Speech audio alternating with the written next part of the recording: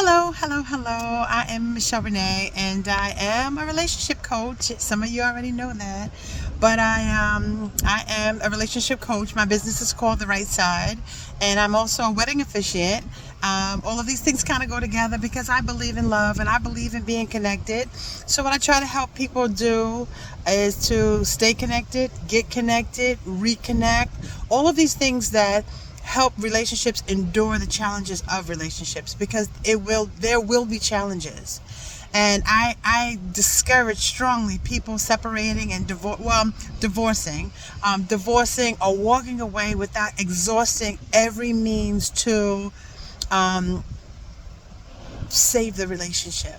You know, sometimes we walk away because we feel like we've done all we can, and we truly feel that way. We feel we've really done all we can, but if you don't investigate it beyond your own mindset and your own belief, maybe you haven't. The possibility exists. There's help out there, there's help out here to help us realize that it's really not you, and it's really it's really, there are things that we could do to either save it, or there are reasons for us to walk away from it.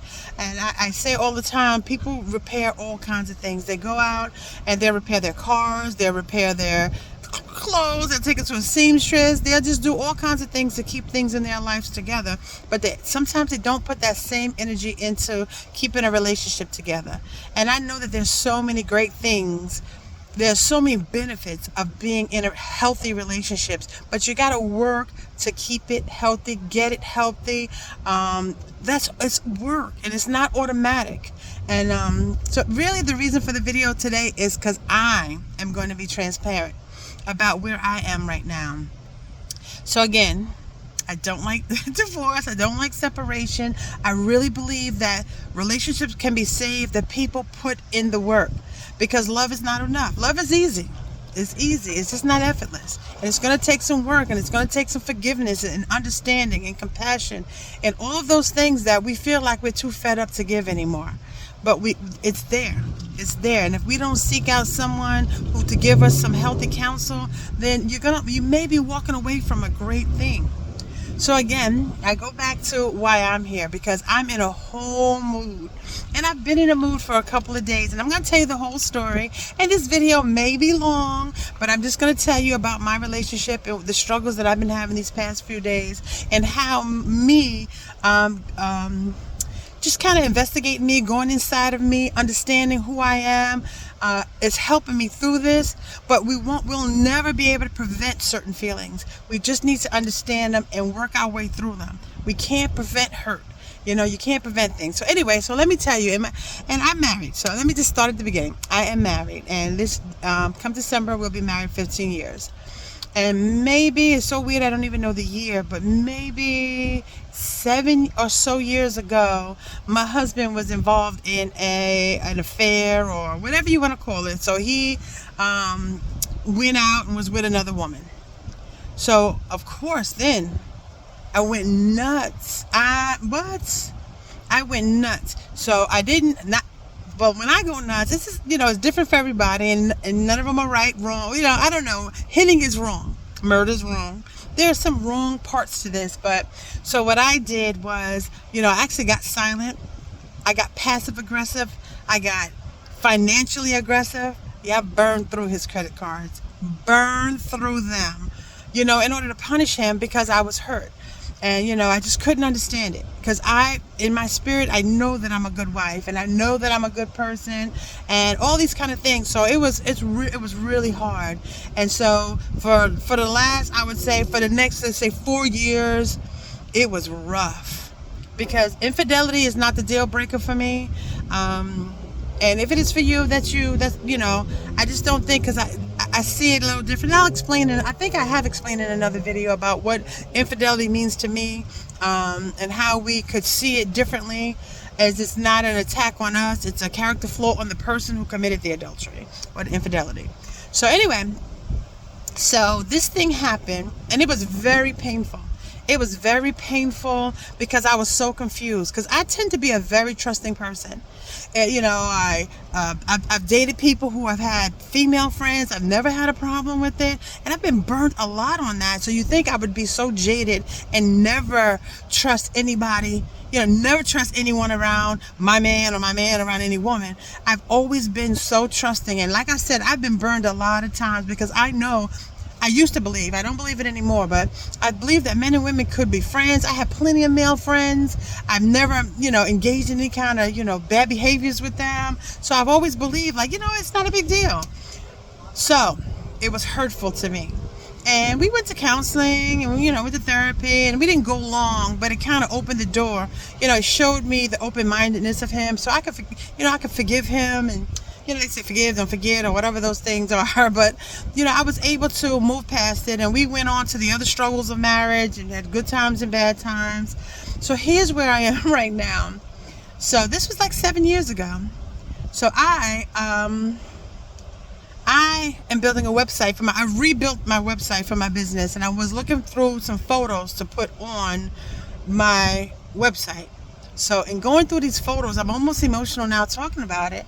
So in going through these photos, I came across some of the conversations because I saved text messages and I screenshotted some stuff and all the things that proved that he did what he did. I kept them and I have them there. Not that I kept them, but they're in my phone because, everything saves to the cloud and all that stuff. So it came back up again, and I was instantly triggered. And now, and this was maybe 2 or 3 days ago, and now I feel so just sad again. It's not that I feel angry, I feel so sad. I'm like, I still can't believe that happened. Now, we've been past that. We've been on to other things, like I said. We talk. We're the closest that we've ever been in our relationship right now. We talk about everything. We talk about our feelings. Like, I could have easily called him and told him what I was feeling, and he would not, turn me away and say, get over it, and how many times I got to apologize for this? Because this happens often. Not often, but it happens. And when it happens, I'll bring it up, and I tell him my feeling, and he just apologizes again. And he talks about his regrets and all those kind of things, and I believe him. I believe he regrets it. I believe all of those things. So why does it still hurt? Why does it still bother me? Like, it came back to the day that I found out. It took me right back to that same day. And I've been holding this. And I didn't take it to him because, I like to try to deal with stuff on my own. Like, why can't you let this go? Why can't you move past this feeling? And I moved past the anger side of it. I don't get angry. I'm not mad about it. It's just the hurt. And sometimes hurt is what causes, most often, hurt is what causes the anger. Hurt is what causes reactions and the overreactions. That's hurt. And so we got to deal with the hurt. And then, it's not that people should get off the hook. But anyway, so it's the hurt of it all. So this has been 3 days. And I've been carrying this around, trying to figure out, like, why do you still feel hurt? Maybe should you walk away from this relationship? Perhaps, but will that stop the hurt? Because it won't. Because even if I walk away from the relationship and not married, divorce him and everything, the hurt is still there. It's still, and it's still there. Divorcing him will not solve this. I need to find out why I can't let this go. Because I guess in my mind, I feel in my mind that him doing what he did made me reflect on it and carry it myself. Like, maybe it made me feel like I had insecurity and stuff. I don't know, because I'm still examining, and it's been about 7 years. I'm still examining why I'm carrying his character flaw, because it was 100% his character flaw. It's 100% his shortcoming. It's nothing that I did. So why can't I move past? Why do I keep getting triggered? So last night when I got off of work, and I get off late, I get off of work after 11, and so somewhere around midnight or so, I came up with the idea. I'm like, this is like PTSD. And I don't mean to minimize anybody else's situation, but this feels like PTSD. Like I am still like post-traumatic stress disorder. Oh my God, all of a sudden I lost it. But I still feel the trauma of it, like it happened yesterday. Like I love my sister, but I don't feel the same sort of, I don't know, and that's what I feel like we all should explore and stuff, because my husband definitely loves me, and I definitely love him, and his feelings for that person, whatever was happening at the time, has nothing to do with what's going on now. So I can't figure out why. Well, not. I'm working to figure out why, because I'm getting some understanding of it. Like I said, I've gotten to the point where it doesn't trigger anger, it doesn't trigger tears. It just triggers a sadness in me that like, okay, let me give you an idea of what I think, what I'm processing now. I think it's a safety thing. That's really what it comes to. I'm thinking, like I said, I'm exploring it, but you want to feel some safety. People like to feel physically safe, emotionally safe, financially safe. Like, you feel like you want to have safety. You want to feel comfortable. It doesn't have to be one incident triggers you and you feel unsafe forever. But it's a safety thing. And when I'm trusting you and you betray the trust, it's like I was unsafe. Like I felt so comfortable in where I was, and it became violated through no fault of my own. So am I never going to be able to feel safe? I don't know if that's the answer, and I don't know if that's the best way to see this thing, but that's how I feel. I felt, even I'll tell you another trigger and then I'll go back. But another trigger is talking about my father. My father never made me feel safe in my life. And so when people hold him up and laud him and, give him all the credit and all, he's such a great man, that triggers me to anger. Now that will take me to anger. Like, how can you hold this man up who was such a bad person? He never made his own daughter feel safe in, the world. So I think that, as I speak it out now, and maybe this was the purpose of this video, and this is why God delivered it to me to be able to talk about this, is because it's a safety issue. Like, you just want to feel just safe. You just want to feel, especially in your later life, just safe with life, safe with what's happening around you, safe financially, that you can cover your bills, and safe with your heart and your emotion and all those things. So, even talking now, it just made me feel a lot better. Like, and that's how I can express it to him. Like, I don't, trust is a thing, and maybe trust is connected to safety, because weirdly I trust him. But that thing triggered me, and I think perhaps it makes me think that, am I safe in this relationship? Do I feel safe? Today I feel safe. Yesterday I felt, normally for the last 7 years I've had a feeling of safety, but it took me back to the time when I didn't feel safe. And I think that's legitimate. I think that's legitimate. Why it's not an anger thing. Yeah, I think that's legitimate, and it's just a sadness. And I think I just have to walk through this sadness, and I'll come out on the other side feeling better. And maybe that's something you're experiencing also, with either actual infidelity or suppose, or when you think something is going on and you're not really sure.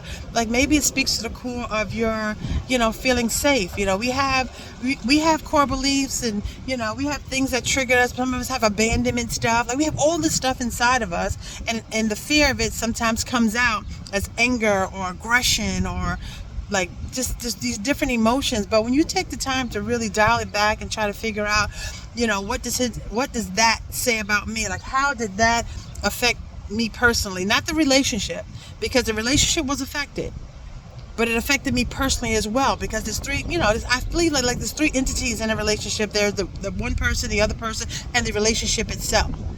Sometimes we feel like we're the prize in a relationship and the other person, they're the prize, but the prize is the relationship. It's that third, it's like a triangle, but that's just my thinking on it. But I'm going to post this video. I'm not even going to look back on it, because the habit of me looking back on it and seeing sweat and hot and all the imperfections in my face sometimes cause me not to proceed with my videos.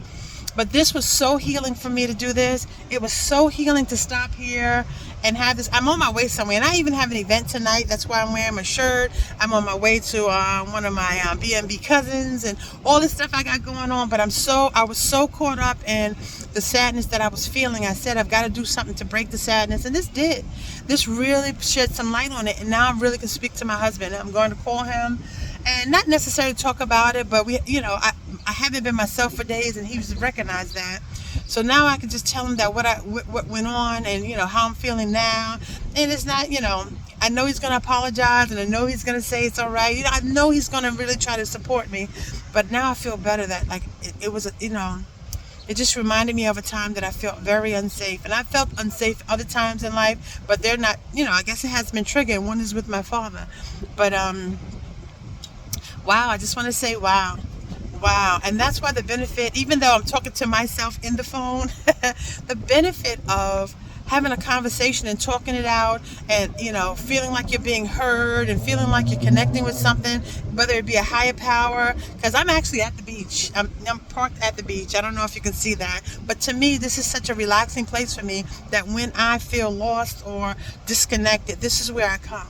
I come because I feel between the sand and the ocean and the breeze, like everything is so healing for me. So I came and, like I said, I parked here.